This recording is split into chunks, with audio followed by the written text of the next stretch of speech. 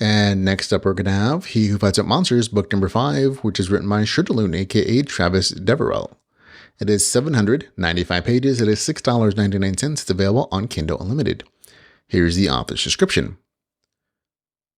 Jason has discovered that his homeworld is not what he thought. What's more, the rest of the planet is on the precipice of sharing his revelation. With magic on the rise and forces pulling him in multiple directions, Jason is faced with challenges greater than ever before. Even as his power reaches new heights and incredible heights, he is faced with the realization that going beyond his best is still not enough. Okay, I'm actually going to be reviewing the audiobook version of the story.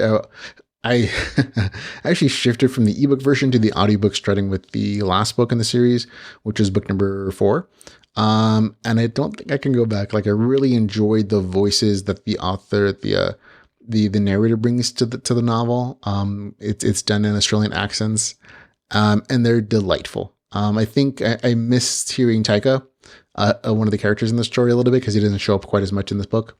But other than that, it's very entertaining. It's easy to listen to. If you need to pick up the pace, you can always change the reading speed, but it's very good audiobook narration. And the story itself is also very, very good, but I just can't go back to reading this particular story anymore. It's a weird thing that's very unique to this particular book for me.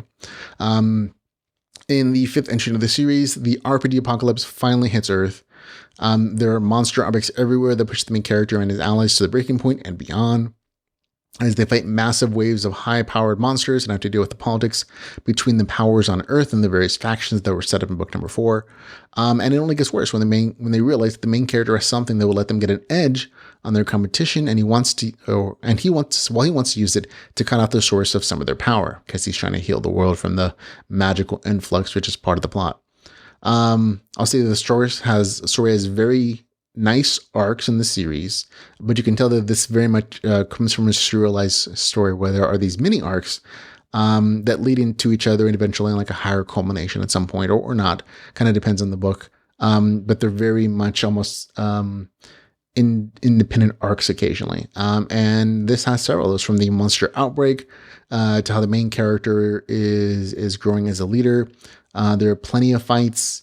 And him kind of dealing with the repercussions of him getting new powers and getting new abilities and new pushes towards some setup goals, which I'm not going to spoil for anybody.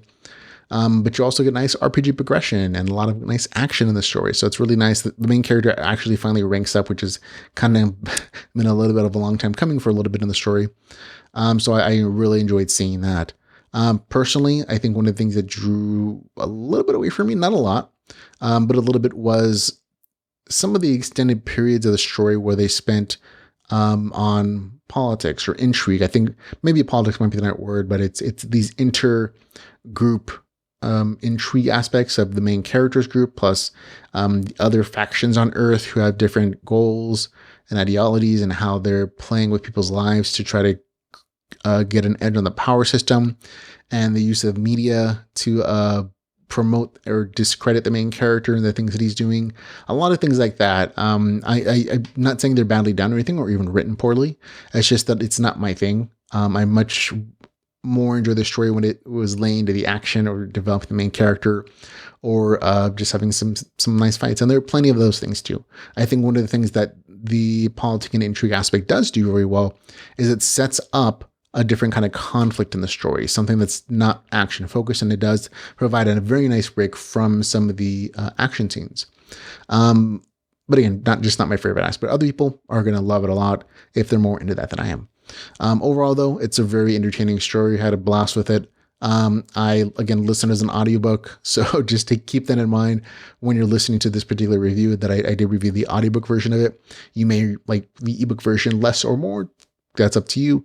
But for me, I think it's a really good story. It gets a score of 7.8 out of 10 for He Who Fights Up Monsters, book number 5, with a score of 7.8, which is a really good score out of 10.